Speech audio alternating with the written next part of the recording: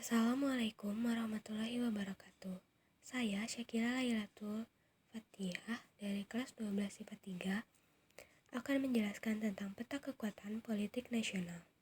Secara singkat, kekuatan utama pada saat demokrasi terpimpin adalah berada di tangan presiden yang membawahi TNI AD dan PKI. Namun, PKI selalu berusaha menempel kepada Presiden Soekarno. PKI menggunakan Nasakom yang dibentuk oleh Soekarno sebagai alat untuk menghasut Soekarno. Hingga Presiden Soekarno tidak percaya dan bahkan lebih memilih mendukung PKI daripada TNI AD. PKI juga menghalalkan segala cara untuk menjatuhkan TNI AD, bahkan dari penyiksaan hingga pembunuhan. Puncak PKI adalah terjadinya kejadian G30S PKI, serta dikeluarkannya Super Semar yang menandai berakhirnya pemerintahan Presiden Soekarno yang digantikan oleh Presiden Soeharto. Secara jelasnya, peta kekuatan politik nasional era demokrasi terpimpin mengalami pasang surut antara tahun 1960 sampai 1965. Kekuatan politik terpusat di tangan Presiden Soekarno yang memegang seluruh kekuasaan negara.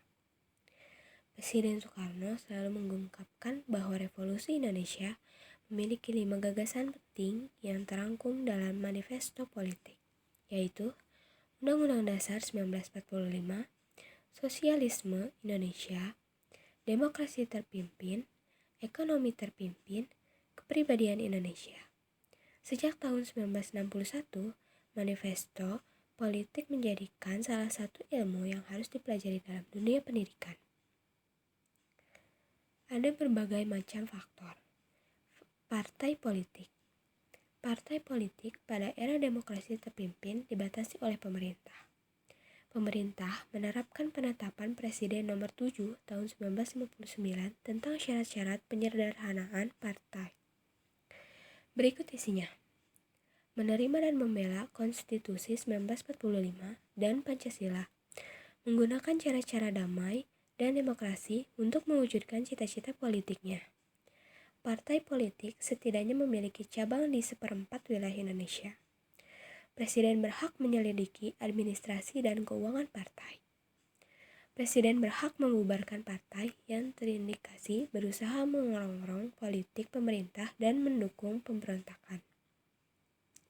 Hingga 1961, pemerintah hanya mengakui 9 partai politik, yaitu PKI, Partai Murba, Partai Katolik, PSII, PNI, NU, IPKI, PERTI, dan Partindo. 2. Konflik dengan DPR. DPR menolak kebijakan Presiden Soekarno sehingga pecah konflik antara Presiden dan DPR. Konflik tersebut mencapai puncak-puncak ketika DPR menolak RAPBN 1960 yang diajukan pemerintah. Setelah kejadian itu, Presiden Soekarno membentuk Dewan Perwakilan Rakyat Gotong Royong, disingkat DPR-GR. 3. Ajaran Resopim, singkatan dari Revolusi Sosialisme Indonesia dan Pimpinan Nasional, bertujuan untuk memperkuat kedudukan Presiden Soekarno.